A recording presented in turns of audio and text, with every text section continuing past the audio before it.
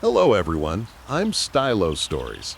I know many of you enjoy listening to these stories as you fall asleep, so before you drift off, I'd love for you to leave a comment letting me know where in the world you're tuning in from. And if you're enjoying the story, don't forget to like and subscribe. This is the story of one of America's most haunting, unsolved crimes, a case that blended beauty and brutality, glamour and horror, and left a mark so deep that it still echoes nearly 80 years later. Tonight, we walk, slowly, carefully, into the world of Elizabeth Short, a young woman with hopes, struggles, secrets, and a life that ended in a way the city would never forget. This is the Black Dahlia, Into the Shadows of Los Angeles. Settle in, take a breath, and let the story unfold. Elizabeth Short was born on July 29, 1924, in Medford, Massachusetts. She grew up during the Great Depression in a family that knew hardship the way some families know tradition. When Elizabeth was still a child, her father vanished, leaving the impression he'd taken his own life. Only years later would she learn the truth. He hadn't died. He had simply left. That quiet betrayal shaped Elizabeth's early life. She grew up feeling suspended between longing and possibility. She wanted more than Medford, more than cold winters, more than the narrow expectations of what a young woman should become. By her late teens, Elizabeth had a dream: California. The word alone promised warmth, fame, escape. And so she drifted between the East Coast and the West, sometimes living with family, sometimes working odd jobs, sometimes simply searching for her place in the world.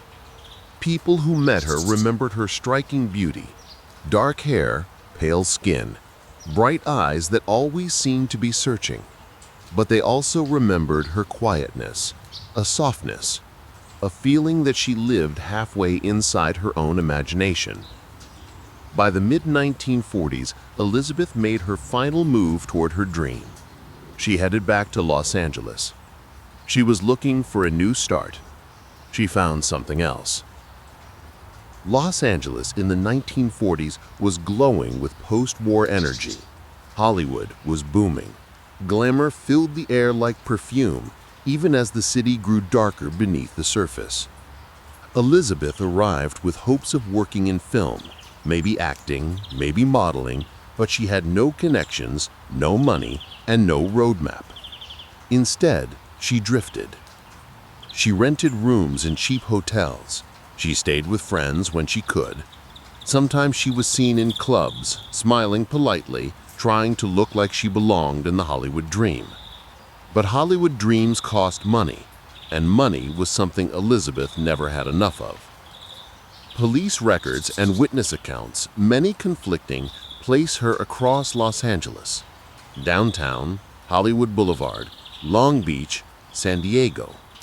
Sometimes with friends, sometimes with men who promised opportunities, sometimes completely alone.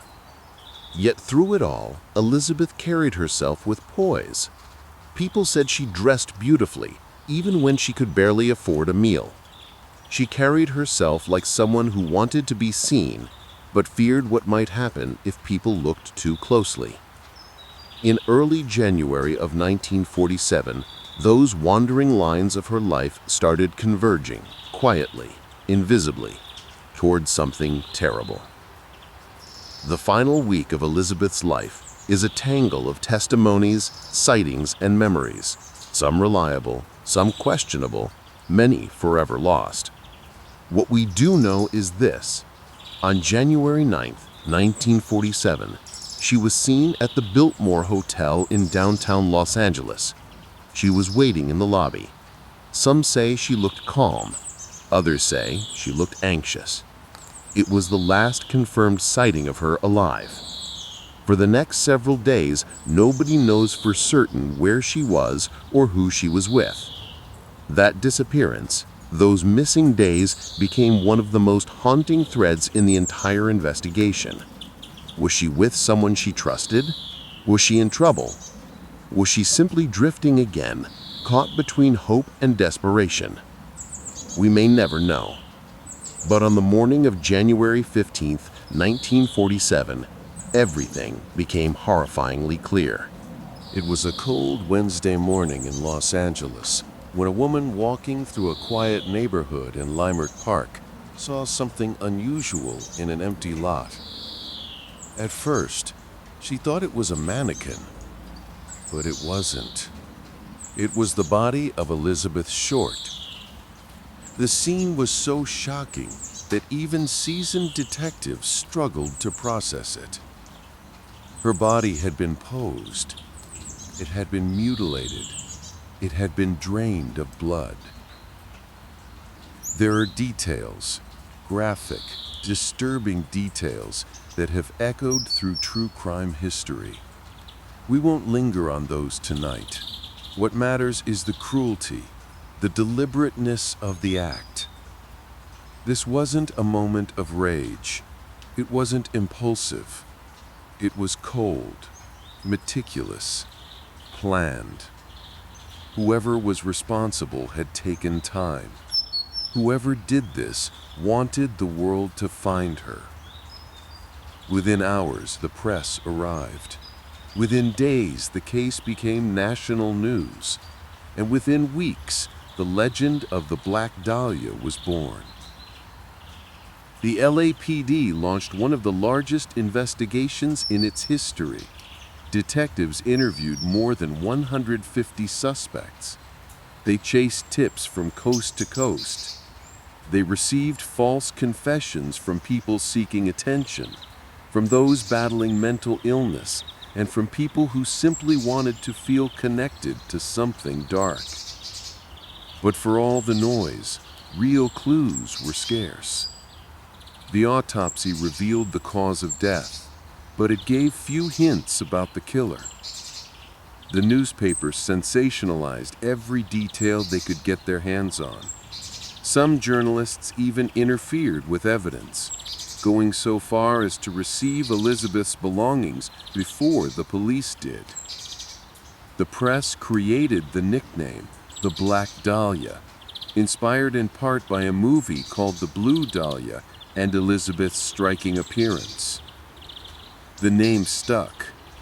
Too much. It overshadowed the real woman, replacing her humanity with an image. And while the public devoured the story, detectives struggled. The trail grew colder. Leads dissolved. Witnesses contradicted themselves. Alibis crumbled, but proof never materialized. Even today, the investigation remains a monument to both ambition and failure. Over the decades, dozens of suspects have been proposed. A few stood out, at least briefly. Doctors, actors, ex-boyfriends, strangers seen with her days earlier, men whose behavior seemed suspicious or whose pasts hinted at violence. Some were compelling. Some were fantasies built on flimsy claims, rumors, or sensational books. And some suspects were named long after they were dead, often by relatives convinced their family member held a dark secret. But here is the truth. No suspect has ever been definitively linked to the crime. And because the case is so old and so famous, the line between evidence and mythology has become blurred. What remains clear is this: Elizabeth Short's death was not random. She either knew her killer or trusted them long enough to be led into danger. The crime required privacy, time, and a steady hand, suggesting the killer may have had medical knowledge or at least a disturbing level of comfort with violence. But in the end, the suspect list is a labyrinth with no exit. The case remains officially unsolved. Lost in the darkness of the crime is the woman who lived before it. Elizabeth Short was young. She was hopeful. She was imperfect and human, like anyone trying to find their place in a world that didn't offer easy answers. People who knew her remembered her kindness, her gentleness, her tendency to drift between dreams and reality. She deserved a life, longer, richer, safer than the one she had. She deserved more than the distorted image history gave her. Tonight, by telling her story carefully and clearly, we honor the person she was, not the legend she became. As the years passed, the world moved on, but the Black Dahlia case never slipped into silence. It became part of Los Angeles folklore. It influenced novels, documentaries, films, and endless theories. Some approached the case with curiosity, others with obsession, and some with empathy, trying to understand the life behind the tragedy. The case endures because it sits at the intersection of glamour and darkness, a place where Hollywood fantasy meets grim reality. It reminds us of the vulnerability behind ambition and the shadows that exist beneath the bright California sun. But most of all, it reminds us of a young woman whose story was cut short, whose dreams ended before they could truly begin. Story 2. Welcome back to the channel. Today, we explore one of the most unsettling missing person cases in recent American history. The disappearance of 17-year-old Emily Carter from the quiet wooded town of Willow Creek. For more than 2 decades, this case has baffled investigators and fractured a once peaceful community. This is Shadows of Willow Creek. Willow Creek is a small forest-lined town where life usually moves slowly and predictably. Emily Carter was known as a bright and dedicated student, involved in student council, active on the track team, and admired for her dependability. Friends described her as loyal and thoughtful. Teachers praised her ambition. Her family cherished her deeply and spoke of her as the heart of their home. Those closest to her often said the same thing. Emily was not someone who would suddenly disappear without telling anyone. June 14, 2003 began like any other summer day. Emily prepared for a graduation party hosted by friends. Dozens of teenagers attended. Emily reportedly arrived around 8 p.m. Throughout the night, witnesses recalled seeing her laughing, talking, and enjoying herself.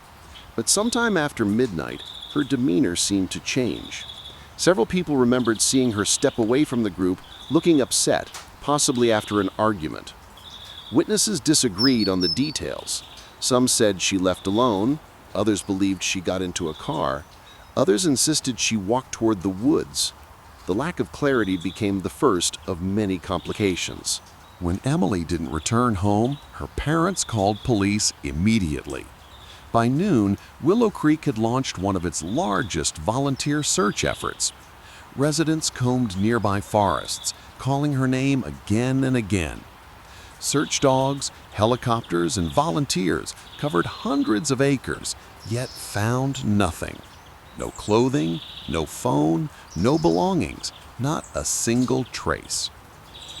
Investigators began where they often do, with the people closest to the victim. Emily's boyfriend, Ryan Mitchell, quickly drew attention. Friends described their relationship as loving but strained. Ryan was known to be intensely jealous, and the couple had frequent arguments. Ryan told investigators he wasn't at the party that night and claimed he was home. Phone records supported this, but he had no witnesses to verify his alibi. Over 4 separate interviews, his statements shifted slightly, not enough to implicate him directly, but enough to raise suspicion. Despite the tension in their relationship, authorities found no physical evidence linking Ryan to Emily's disappearance. He remained a person of interest, but was never formally named a suspect. Around the time Emily vanished, several townspeople reported seeing a stranger at a nearby gas station. A drifter driving a rusted pickup truck with no license plates. Witnesses said he behaved oddly, scanning the surroundings as though assessing who was present. Police attempted to track him across multiple counties, but he disappeared without a trace, creating another dead end and another theory the town would cling to for years. The forests around Willow Creek stretch nearly 50 miles and are notoriously easy to get lost in. Search efforts intensified when a shoe print matching Emily's size was discovered near an old logging road. It was the first sign of possible movement, and for a moment, hope ignited. But the trail ended abruptly. There were no additional prints, no disturbed foliage, no signs of a struggle. The discovery, though compelling, ultimately led nowhere. Another unexpected figure emerged during the investigation: Andrew Hale, Emily's next-door neighbor. Hale was known as a recluse, polite but distant, often awake at odd hours. Suspicion grew when someone reported seeing Hale driving near the party's location, despite his claim that he had been home all night. Investigators questioned him, noting the inconsistency. His lie was troubling, but without further evidence, there was nothing to tie him to Emily's disappearance. 7 months passed before a hiker spotted torn fabric deep within the woods. Forensic testing confirmed the material matched a sweater Emily owned. It was the first physical evidence in the case. But the discovery stopped there. Weather, time, and exposure made the scraps impossible to analyze further. Experts couldn't determine whether the fabric had been cut, torn deliberately, or simply worn down by natural forces. Once again, hope dissolved into uncertainty. As months turned into years, Willow Creek changed dramatically.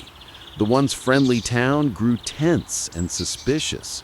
Rumors spread quickly. Neighbors eyed each other with doubt. Businesses suffered under the weight of media attention, and the Carter family received anonymous letters accusing them of hiding the truth. Fear became part of everyday life, and with fear came blame. Over the years, several theories have persisted. Theory 1: Emily ran away. Some believed she fled due to academic and social pressures, but nothing in her behavior or planning supported this idea. Theory 2: abduction by a stranger. The drifter theory remains popular, though unverifiable. Theory 3: someone at the party. Many investigators quietly consider this the most plausible scenario. Conflicting stories, shifting alibis, and dozens of witnesses made the truth difficult to pin down. Theory 4: the neighbor. Suspicious behavior, but no physical evidence. Theory 5: the woods. Some believe Emily became lost and succumbed to the elements. Forensic testing strongly dispute this possibility, noting that a body would almost certainly have been found. 2 decades have passed since Emily vanished. The town has changed, but the Carter family faces the same agonizing uncertainty. In 2021, new DNA technology was used to re-examine the sweater fragments.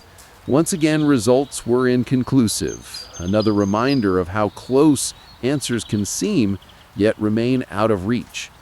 Emily's mother has said she still hopes for that one phone call, the one that will finally bring clarity. Hope, she says, is all the family has left. Emily Carter's disappearance remains one of the most haunting unsolved cases in small-town America. No suspects, no body, no closure. Behind the headlines and theories is a young woman whose story has never been completed, and a family still searching for answers.